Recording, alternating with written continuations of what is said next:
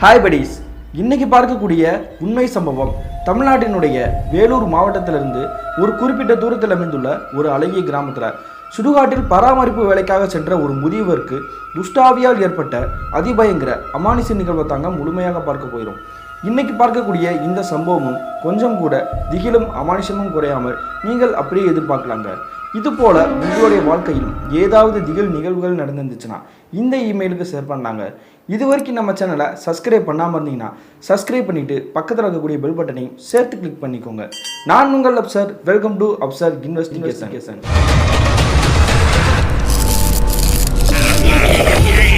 நான் ஏற்கனவே சொன்ன மாதிரி தமிழ்நாட்டினுடைய வேலூர் மாவட்டத்திலிருந்து ஒரு குறிப்பிட்ட பகுதியில் அமைந்துள்ள ஒரு அழகிய கிராமத்தில் கிட்டத்தட்ட 2000 காலகட்டத்தில் நடந்த திகில் நிகழ்வு தாங்க இன்றைய நிகழ்வு.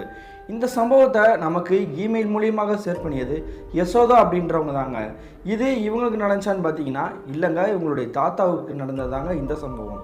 அப்படி என்ன நடந்துச்சுன்னு பார்த்தீங்கன்னா கிட்டத்தட்ட 2000 காலகட்டத்தில் இந்த மின்னஞ்சலை அனுப்பிய யசோதாவுடைய தாத்தா இருக்கார் இல்லையா, அவருடைய பெயர் சத்தியமூர்த்திங்க. அவருக்கு வயது தோராயமாக 58 இருந்திருக்கும். இவருடைய குடும்பத்தை பற்றி சொல்லணும்னா இவருடைய மனைவி 2 பசங்க, அவங்களுக்கு திருமணம் ஆகி குழந்தைகளோடு இருந்திருக்காங்க. அவங்க மட்டும் இல்லாமல் கடைசியாக ஒரு மகளும் இருந்திருக்காங்க. அவங்களுக்கு அந்த காலகட்டத்தில் திருமணம் இன்னும் நடக்கவே இல்லைங்க. குறிப்பிட்டு சொல்லணும்னா இந்த மின்னஞ்சலை அனுப்பிய யசோதா இருக்காங்க இல்லையா, இவங்களுடைய அம்மா தாங்க அவங்களுடைய இந்த சத்தியமூர்த்தியோட கடைசி மகள். இவங்களுடைய குடும்பம் கூட்டு குடும்பமாக இருந்தாலுமே பொருளாதாரத்தில் மேலோங்கி உள்ள குடும்பத்தை சேர்ந்தவங்களாம் கிடையாதுங்க. ஓரளவுக்கு வசதியாக இருக்கக்கூடிய ஒரு குடும்பம் தாங்க.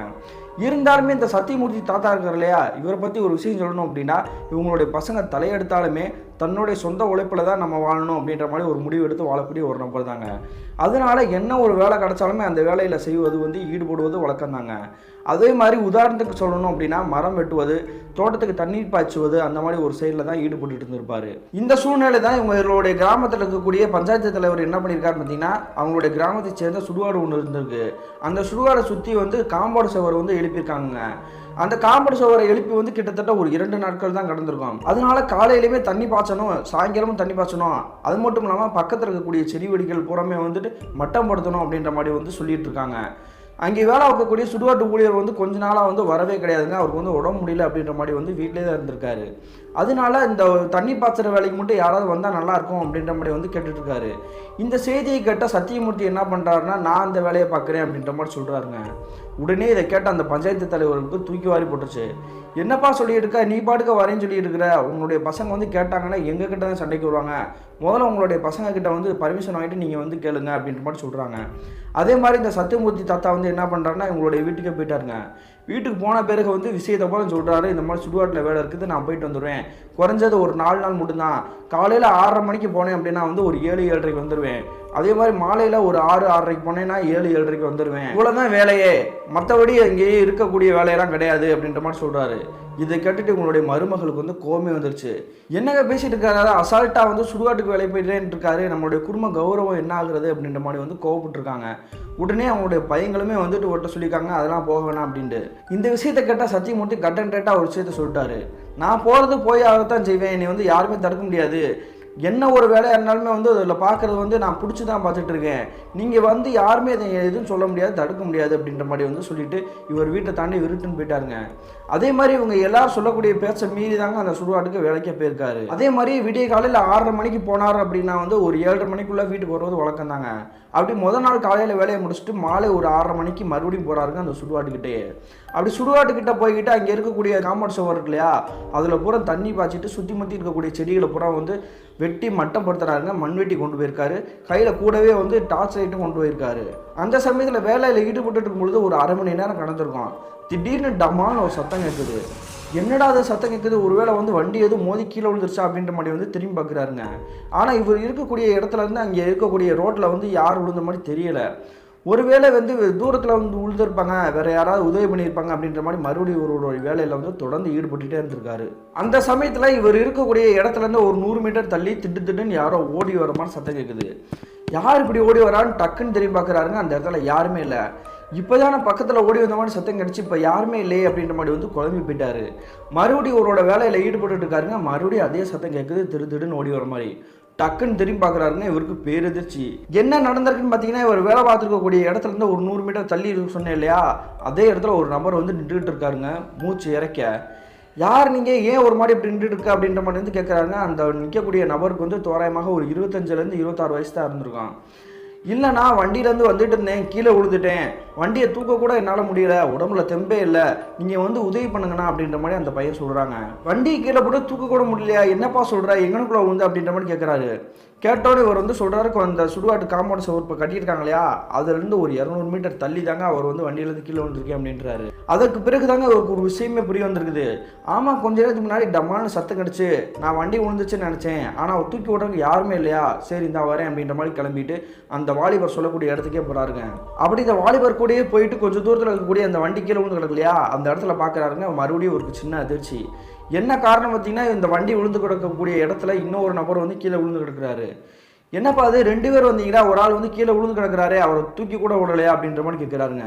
இல்லை தாத்தா, வேற யாரும் கிடையாது, அது நான் மட்டும் தான் விழுந்து கிடக்குறேன் அப்படின்ற மாதிரி இவர் சொல்கிறாரு.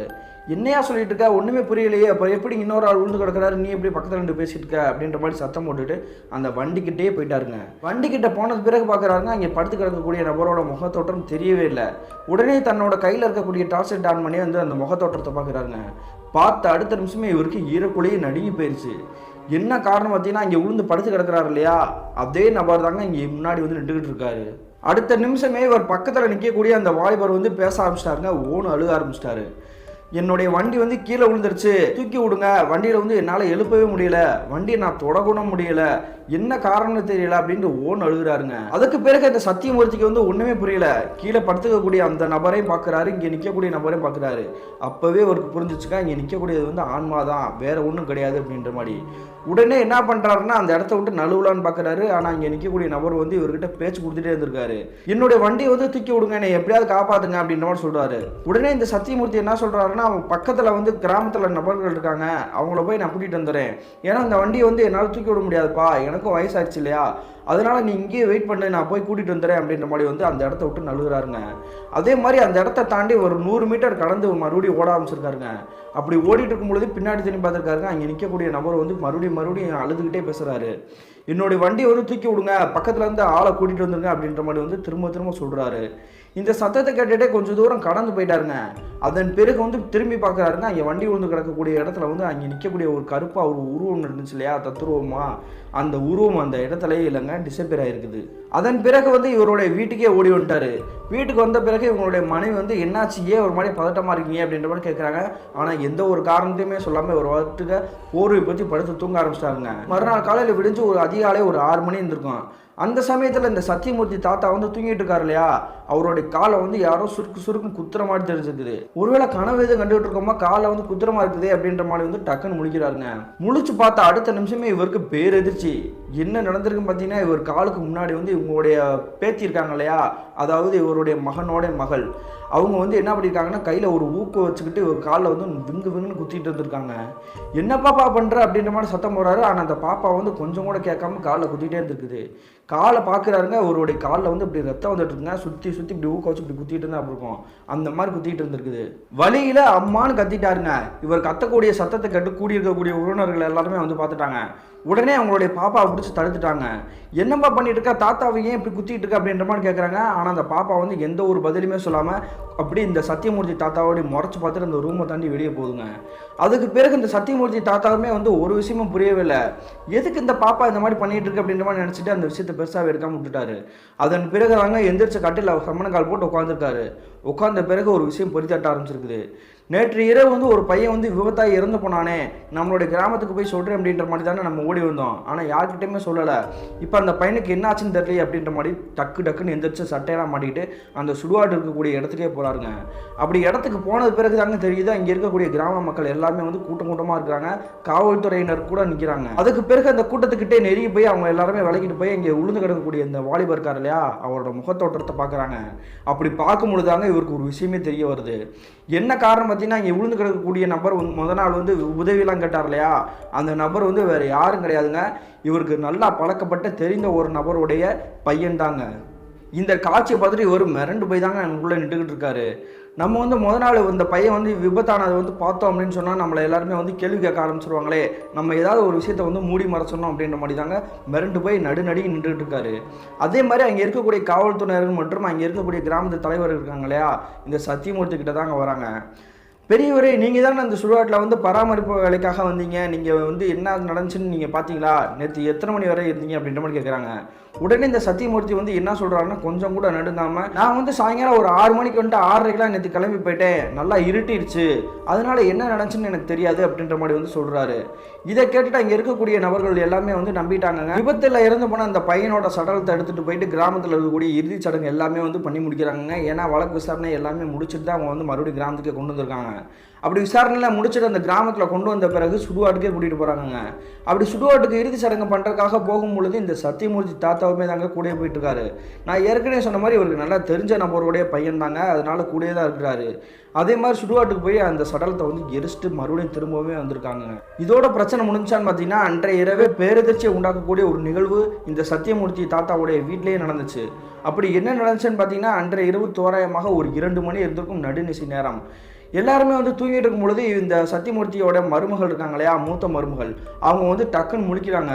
முழிச்சதுக்கப்புறம் தண்ணி தெவிக்குதே அப்படின்றக்காக வந்து அவங்களுடைய ரூம்லேருந்து ஹாலோட மையப்பகுதியில் வந்து கிச்சனுக்கு போகலாம் அப்படின்ற மாதிரி நடந்து போயிட்டுருக்காங்க.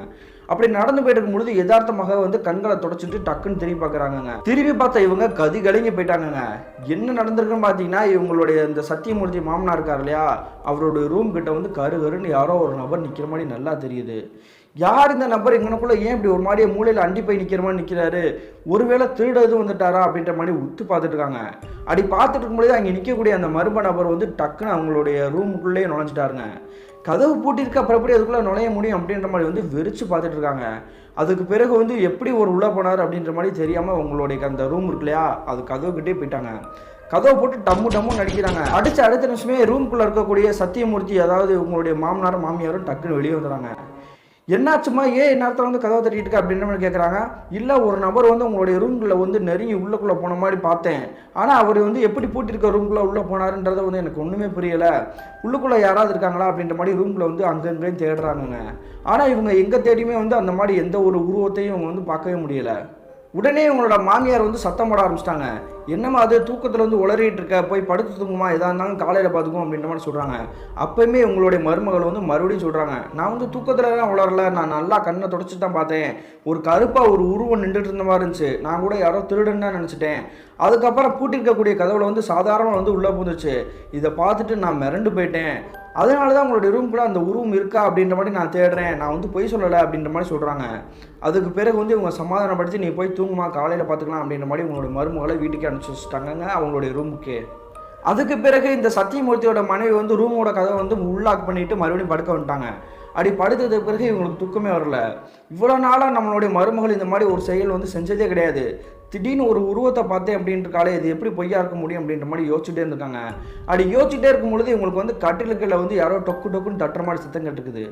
என்னடா அது, ஏதோ சத்தம் கேட்குது அப்படின்னு சொல்லிட்டு பக்கத்தில் இருக்கக்கூடிய உங்களுடைய கணவர் வந்து பார்த்துருக்காங்க. பார்க்கும்பொழுது அவர் வந்து நல்லா தூங்கிட்டு இருந்திருக்காரு.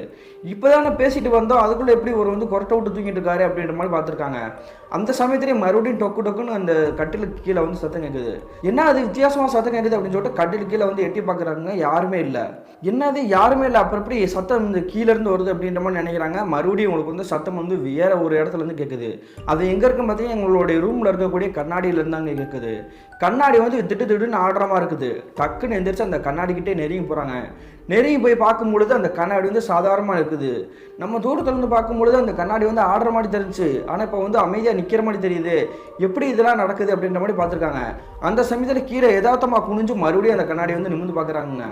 அப்படி பார்க்கும்பொழுது தாங்க இவங்களுடைய வாழ்க்கையிலேயே மறக்கவே முடியாத காட்சி இவங்க கண்ணு முன்னாடி தெரிஞ்சிருக்கு. என்ன நடந்திருக்குன்னு பார்த்தீங்கன்னா, இவங்க வந்து எதர்ச்சியாக வந்து கீழே குனிஞ்சிட்டு டக்குன்னு மேலே நிமிர்ந்து பார்த்தாங்க இல்லையா, அப்படி பார்க்கும்பொழுது இவங்க பின்னாடி நிற்கக்கூடியது வேறு யாரும் கிடையாதுங்க, இவங்களுடைய கணவர் தான். இவங்களுடைய கணவருடைய முகத்தோற்றமே வந்து ஒரு மாதிரி கொடூரமாக கோரமாக வீங்கி போன மாதிரி இவங்களை வந்து உத்து முறைச்சி பார்த்துட்டு இருந்திருக்காருங்க. என்னாச்சு, ஏன் இப்படி பார்த்துருக்காரு அப்படின்ற மாதிரி இவங்களுக்கு கொலையே நடுங்கி போயிடுச்சு. அதன் பிறகு வந்து டக்குன்னு திரும்பி பார்த்துருக்காங்க. மறுபடியும் இவங்களுக்கு பேரிச்சிருச்சு. பின்னாடி திரும்பி பார்க்கும்பொழுது இவங்களுடைய கணவர் வந்து படுத்து தாங்க தூங்கிட்டு இருந்திருக்காரு. பின்னாடி யாருமே இல்லை. அப்போ இவ்வளோ நேரம் நம்ம பின்னாடி வந்து நின்றுக்கிட்ட மாதிரி இருந்துச்சே, இந்த கண்ணாடியில் வந்து தெரிஞ்சிச்சே, அப்புறம் எப்படி இப்படி தெரியாமல் இருக்குது அப்படின்ற மாதிரி மறுபடியும் இந்த கண்ணாடி திரும்பி பார்த்துருக்காங்க. அடுத்த செகண்டே இந்த கண்ணாடிக்குள்ளே வந்து ஒரு உருவம் தெரியுது. கருன்னு ஒரு கரிய உருவம் தெரியுதுங்க. இந்த உருவம் வந்து என்ன பண்ணிட்டு இருக்கு அப்படின்ற மாதிரி வந்து உத்து பார்த்துட்டே இருக்காங்க. அப்படி இருக்கக்கூடிய அந்த உருவம் வந்து என்ன பண்ணுதுன்னு பார்த்தீங்கன்னா, எங்களுடைய கணவர் வந்து படுத்திருக்காரு இல்லையா, அவரோட நெஞ்சு மேலேயே ஏறி வந்து அப்படி பிடிச்சி அமுக்கிற மாதிரி தெரியுது. டக்குன்னு உங்களுடைய கணவர்கிட்டே நெருங்கி போயிட்டு என்னங்கன்னு போட்டு உழுப்ப ஆரம்பிச்சிட்டாங்க. உழுப்புன அடுத்த நிமிஷமே அங்கே உட்காந்துருக்கக்கூடிய அந்த உருவம் வந்து டக்குன்னு இவங்களை வந்து இப்படி முறைச்சி பார்த்துட்டு இருக்குது. பார்த்துட்டு இருக்கும் பொழுது ஏன்னு சத்தம் போட்ட அடுத்த நிமிஷமே அந்த உருவம் வந்து எங்கே போச்சுனே தரங்க திடீர்னு காணாமலே போயிடுச்சு. அதுக்கு பிறகு இவங்களுடைய கணவருமே டக்குன்னு எந்திரிச்சிட்டாரு. எந்திரிச்ச பிறகு என்னாச்சுமா, ஏன் இப்படி ஒரு மாதிரி அழுதுகிட்டு இருக்கு அப்படின்ற மாதிரி கேட்குறாங்க. இல்லைங்க, நம்மளுடைய ரூமில் வந்து உருவத்தை பார்த்தேன், ஏற்கனவே மருமக சொன்னா, நான் நம்பவே இல்லை, உங்களுடைய நெஞ்சு மீதே ஏறி உட்காந்துருக்குதுங்க, நான் வந்து ஏன் சத்தம் போட்டேன்னு எங்கே போச்சுன்னு தெரில அப்படின்ற மாதிரி வந்து கத்துறாங்க. இவங்க கத்தக்கூடிய சத்தத்தை கேட்டு இவங்களுடைய பசங்க எல்லாருமே வந்து வெளியே வந்துட்டாங்க. ரூமோட கதவை வந்து மறுபடியும் தட்ட ஆரம்பிச்சிட்டாங்க. அதுக்கு பிறகு ரூமோட கதவை வந்து டக்குன்னு திறந்ததுக்கு பிறகு வந்து நடந்த எல்லா விஷயத்தையுமே சொல்கிறாங்க. அப்படி இவங்க சொன்ன பிறகு தாங்க அவங்களுடைய மருமகளுக்கே புரிஞ்சிருக்கு. நான் தான் ஏற்கனவே சொன்னேன்ல, ஒரு உருவத்தை பார்த்தேன்னு, நீங்கள் நம்பவே இல்லை, இப்போ நீங்களே கண்ணால் பார்த்துட்டீங்களா அப்படின்ற மாதிரி வந்து பேசிட்டு இருக்காங்க. அப்படி பேசிகிட்டே இருக்கும்பொழுது இவங்க எல்லாருமே வந்து வந்துட்டாங்க. இவங்களுடைய அந்த சத்தியமூர்த்தி தாத்தா இருக்கார் இல்லையா, அவர் வந்து இவங்க கூடவே வரவே இல்லை, அந்த ரூம்குள்ளே தான் உட்காந்துருக்காரு. அப்படி உட்காந்துட்டு திடீர்னு பேய் ஆடுற மாதிரி ஆணு கத்த ஆரம்பிச்சிட்டாருங்க. என்னாச்சு, ரூம்குள்ளே வந்து மறுபடியும் சத்தம் கேட்குது அப்படின்னு சொல்லிட்டு இவங்க எல்லாருமே ரூம்குள்ளே போய் பார்க்குறாங்க. இவங்களுடைய சத்தியமூர்த்தி தாத்தா இருக்கார் இல்லையா, செவத்துக்கிட்ட ஒரு மாடியை தலையிலாக வந்து நின்றுக்கிட்டு இருக்காருங்க. என்னாச்சியா, ஏன் இப்படி பண்ணிட்டு இருக்க அப்படின்ற மாதிரி கேட்கும்பொழுது, நான் வந்து பேசணும் அப்படின்ற மாதிரி சொல்லியிருக்காரு. யார்கிட்ட பேசணும், என்னையா சொல்லிட்டு இருக்கா, ஒன்றுமே புரியலையே அப்படின்ற மாதிரி கேட்குறாங்க. இந்த கிராமத்தில் இருக்கக்கூடிய கருப்பணசாமி கோயிலோடைய பூசாரி வந்து உங்களுடைய வீட்டுக்கு வேகமாக கூட்டிட்டு வாங்க, நான் அவர்கிட்ட முக்கியமான விஷயம் சொல்லணும் அப்படின்ற மாதிரி சொல்கிறாரு. இதை கேட்டு இவங்களுடைய குடும்பத்தினருக்கு ஒன்றுமே புரியல. என்னையா உளறிட்டு இருக்க, அவர் எதுக்கு இந்நேரத்தில் வீட்டுக்கு கூட்டிகிட்டு வரணும் அப்படின்ற மாதிரி கேட்குறாங்க. மறுபடியும் இவர் ஆங்காரமாக ஆக்ரோஷமாக கத்த ஆரம்பிச்சாருங்க. நான் தான் சொல்லிட்டு இருக்கல, அந்த கோயிலுடைய பூசாரியை கூட்டிட்டு இருந்தா மட்டும் தான் நான் இந்த இடத்த விட்டு போவேன், இல்லைனா போகவே மாட்டேன் அப்படின்ற மாதிரி வந்து சொல்லிட்டாருங்க. அதுக்கு பிறகு தாங்க இவங்க எல்லாருக்குமே வந்து புரிஞ்சிருக்குது, இவருடைய உடம்புல வந்து ஆன்மா ப்ரொசஸ் பண்ணியிருக்குது, நம்ம சொல்கிறத செஞ்சே ஆகணும் அப்படின்ற மாதிரி முடிவெடுக்கிறாங்க. அதே மாதிரி அந்நேரத்துலேயே நடுக்கு சாமத்திலேயே வந்து உங்களுடைய கிராமத்தில் இருக்கக்கூடிய கருப்பணசாமி கோயில் பூசாரி வந்து பக்கத்தில் தாங்க இருந்திருக்காரு. அவங்களுக்கு தனியாக ஒரு வீடு இருந்திருக்கு, அவங்களுமே கணவன் மனையோடு வாழ்ந்துட்டு இருக்காரு. அந்நேரத்தில் அவருடைய வீட்டோட கதவை தட்டி அவர் வந்து விஷயத்தெல்லாம் சொல்லியுமே உங்களுடைய வீட்டுக்கே கூட்டிகிட்டு வந்துட்டாங்க. அப்படி கூட்டிகிட்டு வரும்போது சுற்றி இருக்கக்கூடிய வீட்டுக்காரங்க எல்லாருமே வந்து பார்த்துட்டு இருக்காங்க, எல்லாருமே முழிச்சிட்டாங்க. அந்த சமயத்தில் அவங்களுடைய வீட்டுக்குள்ளே நுழைஞ்சு எல்லாருமே வந்து நோட் பண்ணிகிட்டே இருந்திருக்காங்க, இந்த சத்தியமூர்த்தியோட உடம்புல இருக்கக்கூடிய ஆன்மா யார் என்ன அப்படின்றது. இந்த சத்தியமூர்த்தி தலையெல்லாம் நிற்கிறத பார்த்துட்டு இருக்கக்கூடிய அந்த கோயிலுடைய பூசாரி, யார்ப்பா நீ, ஏன் இந்த மாதிரி பண்ணிட்டு இருக்க, அவருடைய வயசு வந்து அதிகம்ப்பா, என்ன பிரச்சனை உனக்கு, நீ யாருன்னு சொல்லு அப்படின்ற மாதிரி கேட்குறாரு. கேட்ட அடுத்த நிமிஷமே இங்கே தலைகளாக நிற்கக்கூடிய இந்த சத்தியமூர்த்தி தாத்தா இருக்கார் இல்லையா, டக்குன்னு திரும்பி சம்மணங்கால் போட்டு உட்காராருங்க. உட்கார்ந்தது பிறகு பெருமூச்சு வாங்கிட்டு இருக்காருங்க. அந்த மாதிரி வாங்கிட்டு இருக்காரு. என்னப்பா ஆச்சு, நீ யார், நீ உனக்கு என்ன வேணும் அப்படின்ற மாதிரி இந்த கோயிலுடைய பூசாரி கேட்குறாருங்க. நான் இவனோட உடம்புல விட்டு போயிடுவேன், போனதுக்கப்புறம் வந்து இந்த சத்தியமூர்த்திக்கிட்டே நீங்கள் எல்லா விஷயத்தையும் கேட்டு தெரிஞ்சுக்கோங்க, இவன் என்ன அட்டகாசம் பண்ணியிருக்கான் அப்படின்ற மாதிரி வந்து உங்களுக்கே புரிய வரும். இவனை நீங்கள் எல்லாமே நல்லவன் தானே நினச்சிட்டு இருக்கீங்க, ஆனால் இவன் என்ன பண்ணான்றதை நீங்களே கேட்டு தெரிஞ்சுக்கோங்க அப்படின்ற மாதிரி சொல்கிறாருங்க. சொன்ன பிறகு கூடியிருக்கக்கூடிய நபர்களுக்கு புறமே வந்து ஒன்றுமே புரியல. எதுக்கு இந்த மாதிரி சொல்லிட்டு இருக்குது, இந்த ஆன்மா யார் அப்படின்ற மாதிரி வந்து உங்களுக்கு எல்லாருமே கேள்விக்குறியாதாங்க இருந்திருக்குது. அதன் பிறகு அந்த கோயிலுடைய பூசாரி வந்து அந்த சத்தியமூர்த்தியோட உடம்புல இருக்கக்கூடிய ஆன்மா கிட்ட மறுபடியும் பேச ஆரம்பிக்கிறாரு. நீ யாருனாவது சொல்லிட்டு போ, சொல்லலைன்னா வந்து உன்னை போக விட மாட்டேன் அப்படின்ற மாதிரி கேட்குறாருங்க. அதன் பிறகு தாங்க அந்த சத்தியமூர்த்தியோட உடம்புல இருக்கக்கூடிய அந்த ஆன்மா வந்து பேச ஆரம்பிக்குது. என்னுடைய பேரு ராஜமாணிக்கம் அப்படின்ட்டு ஆங்காரமா கத்த ஆரம்பிக்குது. கத்துன அடுத்த நிமிஷமே அவருடைய உடம்புல இருக்கக்கூடிய அந்த ஆன்மா வந்து டக்குன்னு வெளியேறிச்சுங்க. வெளியேறின பிறகு இந்த சத்தியமூர்த்தி தாத்தா இருக்கார் இல்லையா, மயக்கம் போட்டே விழுந்துறாரு. அப்படி மயக்கம் போட்டு கீழே விழுந்தது பிறகு தாங்க கூடியிருக்கக்கூடிய நபர்களுக்கு எல்லாருக்குமே ஒரு விஷயம் தெரிய வருது. இவ்வளவு நேரம் சத்தியமூர்த்தியோட உடம்புல இருக்கக்கூடிய ஆன்மா வேற யாரும் கிடையாது. சில நாட்களுக்கு முன்னாடி வந்து விபத்தாயி இறந்து போனாங்க இல்லையா, ஒரு 25-26 வயசுல இருக்கக்கூடிய ஒரு வாலிபர், அந்த வாலிபர் தான் அப்படின்ற மாதிரி புரிய வந்துருச்சுங்க. அவருடைய பேர் தாங்க ராஜமாணிக்கம் அப்படின்ற பேரு.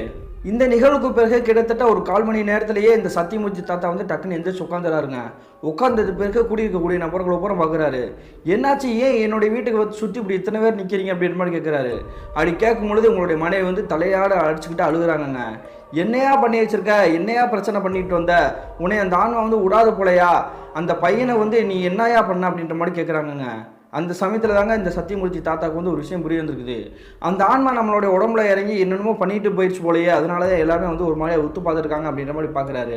அதே மாதிரி அந்த கோயிலுடைய பூசாரி இருக்கார் இல்லையா, அவருமே வந்துட்டு கேட்க ஆரம்பிக்கிறாரு. நீ என்ன பண்ண, அன்னைக்கு செத்து போனா இல்லையா அந்த ராஜமாணிக்கம்ன்ற பையன், அந்த பையன் இறந்து போன அன்னைக்கு வந்து நீ என்ன நடந்துச்சுன்றதை ஓப்பனா சொல்லு அப்படின்ற மாதிரி கேட்குறாரு. அந்த சமயத்தில் இந்த சத்தியமூர்த்தி தாத்தா வந்து மறுபடியும் சொன்னதே தான் சொல்கிறாரு. நான் வந்து தெரியாதுன்னு சொல்லிட்டால, அப்புறம் ஏன் கேட்குறீங்க அப்படி கேட்கும்பொழுது அந்த கோயிலோட பூசாரிக்கு வந்து அருளே வந்துருச்சு. நீ மட்டும் இப்போ உண்மையை சொல்லலை அப்படின்னா வந்து என்ன நடக்கும்னே தெரியாது, நான் இந்த வீட்டை தாண்டி காலி பண்ணி கிளம்பி போயிடுவேன். அதன் பிறகு வந்து அந்த ஆன்மா வந்து உன்னை என்ன பண்ணும் அப்படின்றதே எனக்கு தெரியாது, நான் தலையிடவே மாட்டேன் அப்படின்ற மாதிரி சொல்கிறாருங்க. அதுக்கு பிறகு தாங்க அந்த சத்தியமூர்த்தி தாத்தா வந்து நடந்த எல்லா விஷயத்தையுமே சொல்ல ஆரம்பிக்கிறாரு. என்ன நடந்திருக்குன்னு பார்த்தீங்கன்னா, சில நாட்களுக்கு முன்னாடி ராஜமாணிக்கம் அப்படின்ற வாலிபர் வந்து அந்த சுடுகாட்டுக்கிட்ட வந்து விபத்தாக இறந்தார் இல்லையா?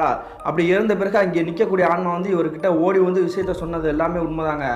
அதுக்கு பிறகு அந்த வாகனத்துக்கிட்டே நெருங்கி போய் அங்கே இருக்கக்கூடிய ஆன்மாவை பார்த்ததும் உண்மைதான். அந்த சமயத்தில் அந்த வாலிபர் இறந்து போனது பிறகுமே ஆன்மாவை வந்து இவரை வந்து அனுப்பிச்சி விட்டார் இல்லையா, கிராமத்துக்கு போங்க அப்படின்ட்டு. அந்த சமயத்தில் அந்த சத்தியமூர்த்தி தாத்தா என்ன பண்ணியிருக்காரு பார்த்தீங்கன்னா, விழுந்து விபத்தாகி கிடக்கக்கூடிய அந்த இறந்து போன நபரை வந்து உத்து பார்த்துருக்காருங்க. அவருடைய கழுத்தில் வந்து தங்க செயின் போட்டுருக்காரு. அந்த சமயத்தில் இந்த ராஜமாணிக்கத்தோட ஆன்மா கிட்ட பேரம் பேச ஆரம்பிச்சிருக்காரு. நான் வந்து உன்னுடைய கிராமத்தில் போய் சொல்லணும் அப்படின்னா வந்து உன்னுடைய கழுத்தில் போட்டிருக்க செயின் வந்து எனக்கு வேணும், அதை கொடுத்தே நான் மட்டும் தான் இந்த கிராமத்தில் இருக்கக்கூடிய நபர்கள்ட்ட அப்புறம் போய் சொல்லுவேன், இல்லைன்னா நான் சொல்ல மாட்டேன், உன்னுடைய இறப்பு வந்து யாருக்குமே தெரியாமல் போயிடும், உன்னுடைய அப்பா அம்மா உன்னை நினச்சே வந்து பருத வச்சு அழுக ஆரம்பிச்சிடுவாங்க அப்படின்ற மாதிரி வந்து அந்த ஆன்மா கிட்ட பேச ஆரம்பிச்சிருக்காரு. இந்த விஷயத்தை கேட்ட பிறகு அந்த ஆன்மா வந்து ஓன்னு அழுக ஆரம்பிக்குது. தயவு செஞ்சு அப்படிலாம் பண்ணிடாத, என்னோட செயினை வந்து நீ எடுத்துக்கோ, என்னோட கிராமத்தில் போய் நீ சொல்லிடு அப்படின்ற மாதிரி வந்து சொல்லியிருக்குதுங்க. இதை பார்த்த பிறகு தாங்க கொஞ்சம் கூட பயமே இல்லாமல் அந்த படுத்து கிடக்கக்கூடிய இறந்து போய் கிடக்கிறார் இல்லையா, அந்த நபருடைய கழுத்தில் இருக்கக்கூடிய செயினை எடுத்துகிட்டு வந்திருக்காரு, கழட்டிட்டு வந்திருக்காரு. அதே மாதிரி பின்னாடி திரும்பி பார்த்துருக்காருங்க. இங்கே நிற்கக்கூடிய அந்த வாலிபர் வந்து ஆன்மாவாக நின்றுக்கிட்டு இருக்குது இல்லையா, அது வந்து ஓன்னு அழுதுகிட்டே ஒரு விஷயத்த சொல்லுது. என்னோட செயினை நீ எடுத்துக்கிட்ட, நான் உன்னை எதுவும் பண்ண மாட்டேன், நான் இறந்து போனது வந்து என்னுடைய கிராமத்தில் போய் நீ சொல்லிடு, இல்லை அப்படின்னா உன்னை நான் என்ன வேணாலும் பண்ணிடுவேன் அப்படின்ற மாதிரி வந்து ஆக்ரோஷமாகவும் பேச ஆரம்பிச்சிருக்குது.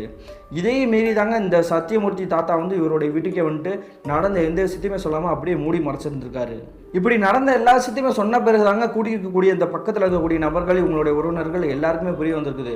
உடனே கருப்பசாமி கோயில் பூசாரி வந்து என்ன சொல்கிறாருன்னா, நீ பண்ணது பெரிய தப்பு அப்படின்றது வந்து உனக்கு தெரியலையா, இறந்து போன நபருடைய செயினை போய் நீ வந்து கழட்டிட்டு வந்திருக்கியே, இதெல்லாம் பாவம் இல்லையா அப்படின்ற மாதிரி கேட்குறாருங்க. நான் தெரியாதனமாக பண்ணிட்டேன், என்னை மன்னிச்சுக்கோங்க அப்படின்ற மாதிரி சொல்கிறாங்க. அதுக்கு பிறகு இன்றைக்கி உனக்கு ஒரு நாளைக்கு நான் எந்த பிரச்சனையும் வராதுன்னு சொல்ல முடியும், ஆனால் அந்த செயின் வந்து உன் கையில் இருக்கிற வரைக்கும் உனக்கு பிரச்சனை தாண்டா அப்படின்ற மாதிரி வந்து சொல்லிட்டு இவர் வந்து கோயிலோட பூசாரி இவருடைய வீட்டுக்கே போயிட்டாருங்க. மறுநாள் காலையில் விடிஞ்ச பிறகு இந்த கிராமத்தில் இருக்கக்கூடிய பஞ்சாயத்து தலைவர் இருக்காங்க இல்லையா, அதாவது இந்த சுடுகாட்டு வேலைக்கு வந்து இவரை வந்து நியமிச்சாங்க இல்லையா, அந்த பஞ்சாயத்து தலைவர் வீட்டுக்கே கூட்டிகிட்டு போயிட்டாங்க.